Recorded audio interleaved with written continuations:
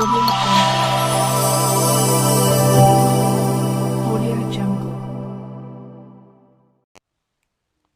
ವಿಶೇಷ ಚೇತನರ ವಾರ್ತೆಗೆ ಸ್ವಾಗತ. ಸ್ನೇಹಿತರೆ, ನಾಳೆಯಿಂದ ರಾಜ್ಯಾದ್ಯಂತ ಬಹು ನಿರೀಕ್ಷಿತ ಜಾತಿ ಗಣತಿ ಪ್ರಕ್ರಿಯೆ ನಡೆಯಲಿದೆ.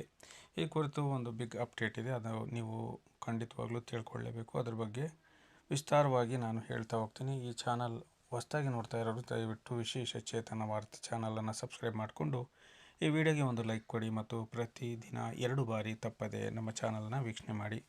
ಬನ್ನಿ, ನಾಳೆ ಪ್ರತಿಯೊಬ್ಬರ ಮನೆಗೂ ಕೂಡ ಜಾತಿ ಗಣತಿ ಮಾಡ್ತಕ್ಕಂತಹ ಸಿಬ್ಬಂದಿ ನಿಮ್ಮ ಮನೆಗೆ ಬಂದು ಜಾತಿ ಗಣತಿ ಬಗ್ಗೆ ಪ್ರಶ್ನೆಗಳನ್ನು ಕೇಳ್ತಾರೆ.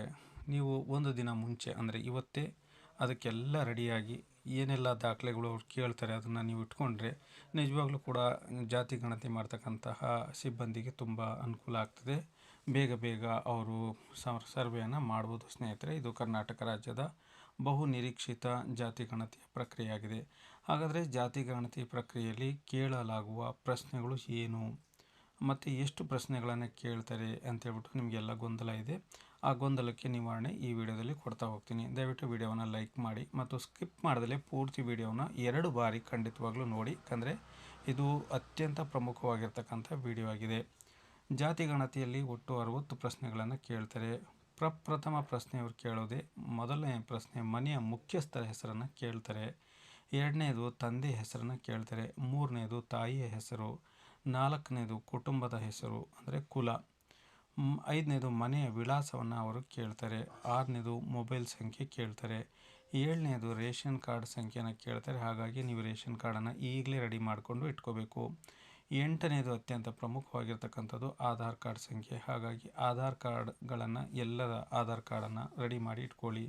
9ನೇದು ಮತದಾರರ ಗುರುತಿನ ಚೀಟಿ. ನಿಮ್ಮ ಮನೆಯಲ್ಲಿರ್ತಕ್ಕಂಥ ಎಲ್ಲ ಸದಸ್ಯರ ಮತದಾರರ ಚೀಟಿಯನ್ನು ರೆಡಿ ಮಾಡಿ ಇಟ್ಕೊಳ್ಳಿ. 10ನೇದು ಕುಟುಂಬದ ಒಟ್ಟು ಸದಸ್ಯರು ಎಷ್ಟು ಜನ ಅಂತ ಕೇಳ್ತಾರೆ. 11ನೇ ಪ್ರಶ್ನೆ ಬಂದು ಧರ್ಮದ ಬಗ್ಗೆ ಕೇಳ್ತಾರೆ. 12ನೇ ಪ್ರಶ್ನೆ ಜಾತಿ ಮತ್ತು ಉಪಜಾತಿ ಕೇಳ್ತಾರೆ. 13ನೇ ಪ್ರಶ್ನೆ ಜಾತಿಯ ವರ್ಗ, SCನೋ STನೋ OBCನೋ ಅಥವಾ ಜನರಲ್ಲೋ ಇತರೇನೋ ಅಂತ ಕೇಳ್ತಾರೆ. 14ನೇ ಪ್ರಶ್ನೆ ಬಂದು ಜಾತಿ ಪ್ರಮಾಣ ಪತ್ರ ಇದೆಯಾ ಅಂತ ಕೇಳ್ತಾರೆ. ಇದ್ರೆ ಅದರ ಸಂಖ್ಯೆ ನನಗೆ ಕೊಡಬೇಕಾಗತ್ತೆ, ಹಾಗಾಗಿ ಇನ್ಕಮ್ ಸರ್ಟಿಫಿಕೇಟ್ನ ತೆಗೆದಿಟ್ಕೊಳ್ಳಿ. 15ನೇ ಪ್ರಶ್ನೆ ಪ್ರಮಾಣ ಪತ್ರದ ಸಂಖ್ಯೆ ಅಂದರೆ ಜಾತಿ ಪ್ರಮಾಣ ಪತ್ರದ RD ನಂಬರನ್ನು ಕೇಳ್ತಾರೆ. 16ನೇದು ನಿಮ್ಮ ಜನ್ಮ ದಿನಾಂಕ ಅಂದರೆ ಕುಟುಂಬಸ್ಥರ ಜನ್ಮ ದಿನಾಂಕವನ್ನು ಕೇಳ್ತಾರೆ. 17ನೇದು ವಯಸ್ಸು, ನಿಮ್ಮ ಈಗಿನ ವಯಸ್ಸು ಎಷ್ಟು ಅಂತ ಕೇಳ್ತಾರೆ. 18ನೇದು ಲಿಂಗ, ನೀವು ಪುರುಷರು ಸ್ತ್ರೀಯರು ಅಂತ ಕೇಳ್ತಾರೆ. 19ನೇದು ವೈವಾಹಿಕ ಸ್ಥಿತಿ, ಮ್ಯಾರಿಡ್ ಆರ್ ಅನ್ಮ್ಯಾರಿಡ್ ಅಂತ ಕೇಳ್ತಾರೆ. 20ನೇದು ನಿಮ್ಮ ಜನ್ಮಸ್ಥಳ ಯಾವುದು ಅಂತ ಕೇಳ್ತಾರೆ. 21ನೇದು ವಿದ್ಯಾಭ್ಯಾಸದ ಮಟ್ಟ, ನೀವು ಎಲ್ಲಿವರೆಗೂ ಓದಿದ್ದೀರಾ ಅಂತ ಕೇಳ್ತಾರೆ. 22ನೇ ಪ್ರಶ್ನೆ ಮನೆಯಲ್ಲಿ ಓದು ಬಲ್ಲವರು ಎಷ್ಟು ಜನ ಅಂತ ಕೇಳ್ತಾರೆ. ಎಷ್ಟು ಜನ ವಿದ್ಯಾಭ್ಯಾಸ ಮಾಡಿದ್ದಾರೆ ಅಂತ ಕೇಳ್ತಾರೆ.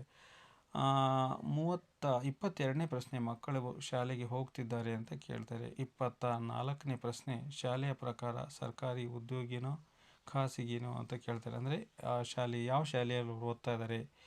25ನೇ ಪ್ರಶ್ನೆ ಮನೆಯಲ್ಲಿ ಶಾಲೆ ಬಿಟ್ಟವರು ಇದ್ದಾರೆ ಅಂತ ಕೇಳ್ತಾರೆ. 26ನೇ ಪ್ರಶ್ನೆ ಮನೆಯ ಪ್ರಮುಖ ಉದ್ಯೋಗ ಕೇಳ್ತಾರೆ. 27ನೇ ಪ್ರಶ್ನೆ ಎಷ್ಟು ಜನ ಉದ್ಯೋಗದಲ್ಲಿದ್ದಾರೆ ಅಂತ ಕೇಳ್ತಾರೆ. 28ನೇ ಪ್ರಶ್ನೆ ಕೆಲಸದ ಪ್ರಕಾರ ಖಾಸಗಿನೋ ಅಥವಾ ಸರ್ಕಾರಿನೋ ಅಂತ ಕೇಳ್ತಾರೆ. 29ನೇ ಪ್ರಶ್ನೆ ನೀವು ನಿರುದ್ಯೋಗಿಗಳು ಇದ್ದಾರಾ ಈ ಮನೆಯಲ್ಲಿ ಅಂತ ಕೇಳ್ತಾರೆ. 30ನೇ ಪ್ರಶ್ನೆ ದಿನದ ಆದಾಯ ಎಷ್ಟು ಅಂತ ಕೇಳ್ತಾರೆ. 31ನೇ ಪ್ರಶ್ನೆ ತಿಂಗಳ ಆದಾಯ ಎಷ್ಟು. 32ನೇ ಪ್ರಶ್ನೆ ತಿಂಗಳ ಖರ್ಚು ಎಷ್ಟು. 33ನೇ ಪ್ರಶ್ನೆ ಸಾಲ ಇದೆಯಾ ಅಂತ ಕೇಳ್ತಾರೆ. 34ನೇ ಪ್ರಶ್ನೆ BPL ಕಾರ್ಡ್ ಇದೆಯಾ ಅಂತ ಕೇಳ್ತಾರೆ. 35ನೇ ಪ್ರಶ್ನೆ ಪಿಂಚಣಿ ಪಡೆಯುತ್ತಿದ್ದಾರಾ ಅಂತ ಕೇಳ್ತಾರೆ. 36ನೇದು ನಿಮ್ಮಲ್ಲಿ ಜಮೀನು ಇದೆಯಾ ಅಂತ ಕೇಳ್ತಾರೆ. 37ನೇದು ಕೃಷಿನೋ ಅಥವಾ ನಿವಾಸಿ ಜಮೀನು ಅಂತ ಕೇಳ್ತಾರೆ. 38ನೇ ಪ್ರಶ್ನೆ ಮನೆ ಸ್ವಂತದ್ದೋ ಬಾಡಿಗೆದೋ ಅಂತ ಕೇಳ್ತಾರೆ. 39ನೇ ಪ್ರಶ್ನೆ ಮನೆಯ ಪ್ರಕಾರ ಕಚ್ಚಾನ ಪಕ್ಕ ಅಂತ ಕೇಳ್ತಾರೆ. 40ನೇ ಪ್ರಶ್ನೆ ವಿದ್ಯುತ್ ಸಂಪರ್ಕ ಇದೆಯೋ ಇಲ್ವೋ. 41ನೇ ಪ್ರಶ್ನೆ ಕುಡಿಯುವ ನೀರಿನ ಮೂಲ ಯಾವುದು, ಬೋರ್ವೆಲ್ಲೋ ಅಥವಾ ಬಾವಿನೋ ಅಥವಾ ನೆಲ್ಲಿನೋ ಬೀದಿ ನೆಲ್ಲಿನೋ ಅಂತ ಕೇಳ್ತಾರೆ. 42ನೇ ಪ್ರಶ್ನೆ ನಿಮ್ಮಲ್ಲಿ ಶೌಚಾಲಯ ಇದೆಯಾ ಅಂತ ಕೇಳ್ತಾರೆ. 43ನೇ ಪ್ರಶ್ನೆ ಮನೆಯಲ್ಲಿ ಎಷ್ಟು ಕೊಠಡಿಗಳಿದ್ದಾವೆ. 44ನೇ ಪ್ರಶ್ನೆ ಇಂಟರ್ನೆಟ್ ಮೊಬೈಲ್ ಸೌಲಭ್ಯ ಇದೆಯಾ ಅಂತ ಕೇಳ್ತಾರೆ. 45ನೇ ಪ್ರಶ್ನೆ ವಾಹನ ಇದೆಯಾ, cycle, bike, car, truck. Tractor ಇತ್ಯಾದಿಗಳನ್ನು ಕೇಳ್ತಾರೆ. 46ನೇ ಪ್ರಶ್ನೆ ರೇಷನ್ ಸಬ್ಸಿಡಿ ಸಿಗ್ತಾ ಇದೆಯಾ ಅಂತ ಕೇಳ್ತಾರೆ. 47ನೇ ಪ್ರಶ್ನೆ ವಸತಿ ಯೋಜನೆ ಲಾಭ ಪಡೆದಿದ್ದೀರಾ ಅಂತ ಕೇಳ್ತಾರೆ. 48ನೇ ಪ್ರಶ್ನೆ ವಿದ್ಯಾರ್ಥಿ ವೇತನ ಪಡೆದಿದ್ದಾರಾ. 49ನೇ ಪ್ರಶ್ನೆ ಮೀಸಲಾತಿ ಲಾಭ ಪಡೆದಿದ್ದಾರಾ. 50ನೇ ಪ್ರಶ್ನೆ ಆರೋಗ್ಯ ಯೋಜನೆ ಲಾಭ ಇದೆಯಾ. 51ನೇ ಪ್ರಶ್ನೆ ಮನೆಯಲ್ಲಿ ವಿಧವೆ ಇದ್ದಾರಾ.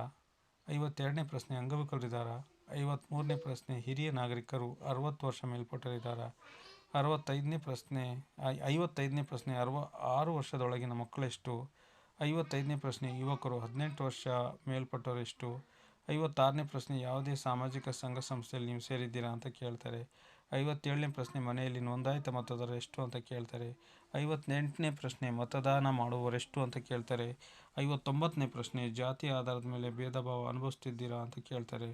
ಕೊನೆಯದಾಗಿ 60ನೇ ಪ್ರಶ್ನೆ ಜಾತಿ ಸಮೀಕ್ಷೆಯಿಂದ ನಿಮಗೇನು ಪ್ರಯೋಜನ ಅಂತ ಅವರೇ ನಮಗೆ ಕೇಳ್ತಾರೆ. ಅದಕ್ಕೆ ನೀವು ದಿಟ್ಟವಾದ ಉತ್ತರವನ್ನು ಕೊಡಬೇಕಾಗುತ್ತೆ ಸ್ನೇಹಿತರೆ. ಹಾಗಾಗಿ ಈ 60 ಪ್ರಶ್ನೆನ ನಾಳೆ ಅವರು ಬಂದು ಕೇಳ್ತಾರೆ. ನಾಳೆಯಿಂದ ಜಾತಿ ಗಣತಿ ಶುರು ಆಗ್ತಾ ಇದೆ. ಈ ವಿಡಿಯೋ ಬಗ್ಗೆ ಅನಿಸಿಕೆ ಅಭಿಪ್ರಾಯನ ತಪ್ಪದೇ ಬರೆದು ಹಾಕಿ. ಮತ್ತು ನಮ್ಮ ಅಂಗವಿಕಲರ ಬಗ್ಗೆ ದಯವಿಟ್ಟು UDID ಕಾರ್ಡನ್ನು ಬರೆಸಿ. UDID ಕಾರ್ಡಲ್ಲಿ ನಮ್ಮ ನಂಬರ್ ಇರ್ತದೆ. UDID ಕಾರ್ಡಲ್ಲಿ ಪರ್ಸೆಂಟೇಜ್ ಇರ್ತದೆ. ಹಾಗಾಗಿ UDID ಕಾರ್ಡ್ ಬರೆಸೋದನ್ನು ಮರಿಬೇಡಿ ಅಂತ ಹೇಳ್ತಾ ಇವತ್ತಿನ ವಿಡಿಯೋ ಮುಗಿಸ್ತಾ ಇದ್ದೀನಿ. ಮುಂದಿನ ಅಪ್ಡೇಟ್ಗಾಗಿ ದಯವಿಟ್ಟು ನಮ್ಮ ವಿಡಿಯೋನ ತಪ್ಪದೇ 2 ಬಾರಿ ವೀಕ್ಷಿಸಿ.